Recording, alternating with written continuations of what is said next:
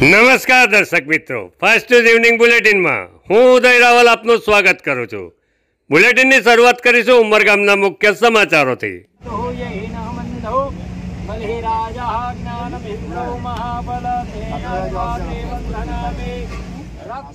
ઉમરગામ તાલુકો વાઇબ્રન્ટ તાલુકા તરીકે જાણીતો છે। દર 1 કિલોમીટર ઉપર વિકાસ કામ અંતર્ગત કામગીરી થતી જોવા મળે છે।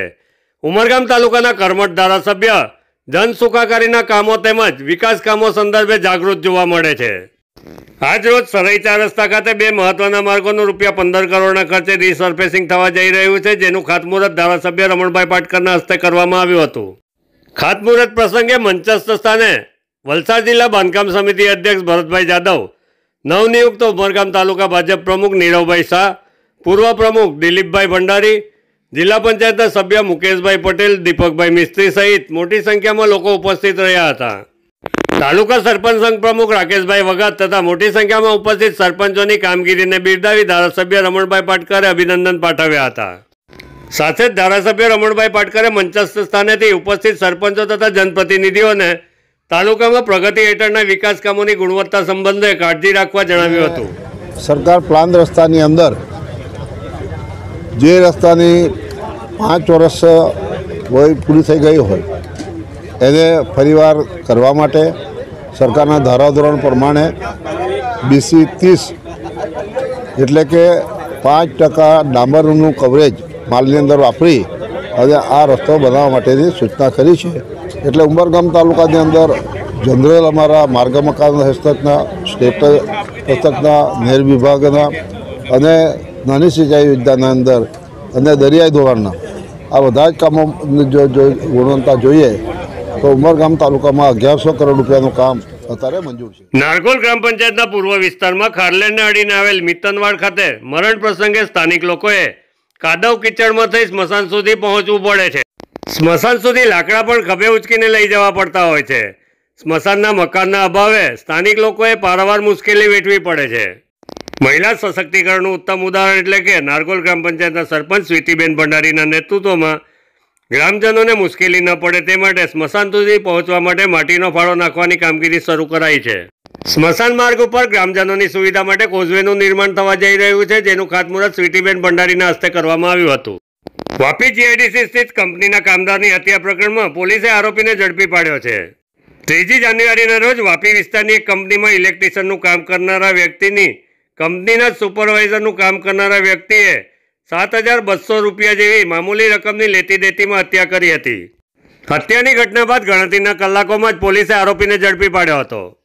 વાપી હત્યા પ્રકરણમાં આરોપીની ધરપકડ બાદ વાપી ડીવાયએસપી BN દવેએ વિસ્તૃત જાણકારી આપી હતી। GIDC વિસ્તારમાં માઇક્રો ઓર્ગોકેમ નામની કંપનીના જ બંને કામદારો વચ્ચે બબાલ થયેલી અને એ પૈકી એક કામદારની ચપ્પુ મારીને હત્યા થયેલી છે એવી જાણ ગઈકાલે રાત્રે 8 વાગે GIDC પોલીસ સ્ટેશનના પોલીસ ઇન્સ્પેક્ટર શ્રી મયુર પટેલને થયેલી અને આ બાબતની ગંભીરતાને લઈ શ્રી મયુર પટેલે પોલીસ કંટ્રોલ રૂમમાં અને પોલીસ અધિક્ષક શ્રી કરણરાજ વાઘેલા સાહેબને જાણ કરેલી અને વલસાડ જિલ્લાના પોલીસ અધિક્ષક શ્રી કરણરાજ વાઘેલા સાહેબની સૂચનાથી અમે તથા GIDCનો સ્ટાફ તાત્કાલિક સ્થળ ઉપર પહોંચી ગયેલો અને આ કામે ભોગ બનનારને હોસ્પિટલ મોકલી આપેલો, પરંતુ ડૉક્ટરે એને મરણ જાહેર કરેલો હતો।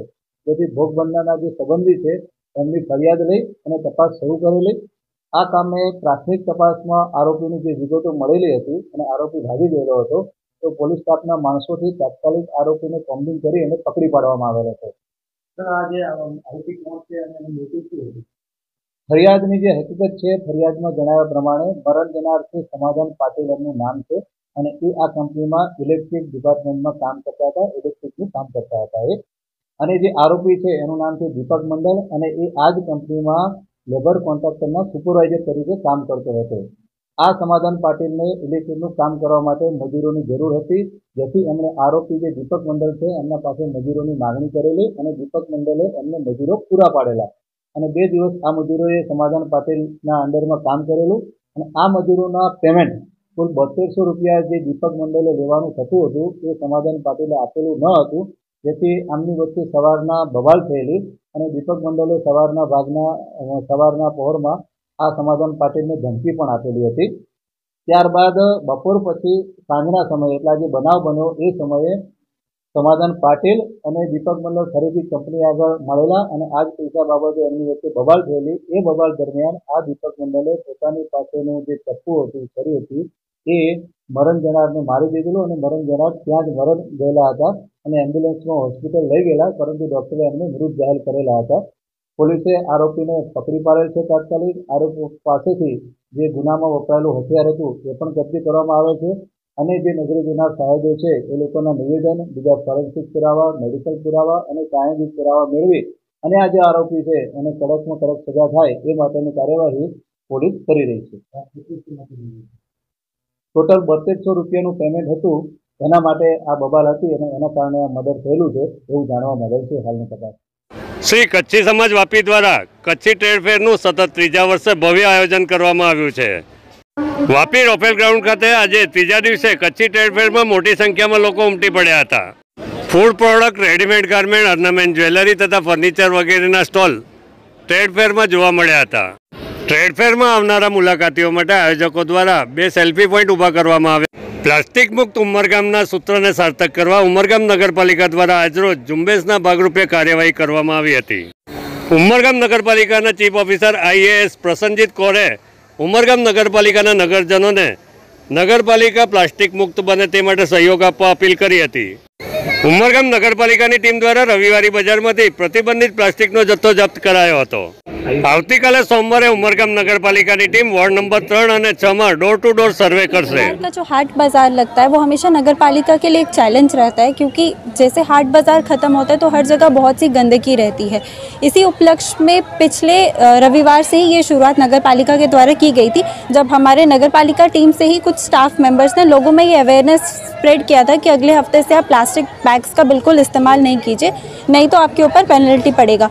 उसी के उपलक्ष्य में आज रविवार के दिन हम सब इकट्ठे हुए हैं यहाँ पे, और हमारा आज तो हमने पेनल्टी नहीं लगाया, बट आज हमने बहुत ज़्यादा प्लास्टिक जो है वो कलेक्ट किया है। पर्टिकुलरली जो पॉलीथीन के बैग्स और प्लास्टिक के कप्स थे उनको हमने कलेक्शन किया है, और ये अभियान मैं ये कहूँगी कि अब हर रविवार किया जाएगा, जब हमारी टीम से कुछ स्टाफ मेंबर्स रैंडमली विजिट करेंगे इस हाट बाज़ार में और ये कलेक्शन करते रहेंगे। तो इसके लिए मैं नागरिकों से यही कहूँगी कि आप प्लास्टिक का कम से कम उपयोग कीजिए, और जो भी हाट बाज़ार लगने के बाद जितनी भी गंदगी होती है उसको समेट के जाइए, नहीं तो स्ट्रिक्ट एक्शंस नगर पालिका के द्वारा लिए जाएंगे।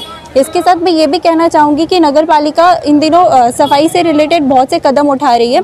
उसमें हमने पूरे नगर में ऑटो रिक्शास घुमाए हैं अनाउंसमेंट्स करने के लिए सफाई से रिलेटेड, और पर्टिकुलरली वार्ड नंबर 3 और 6 में हमने पोस्टर्स भी लगवा दिए हैं। और इस उपलक्ष्य में कल मंडे से ही हम डोर टू डोर विजिट्स करना शुरू करेंगे, जहाँ पे हम देखेंगे कि अगर डस्टबिन नहीं होते हैं तो जो भी कार्यवाही 500 रुपये का फ़ाइन है वो हम लोगों के ऊपर इम्पोज करेंगे।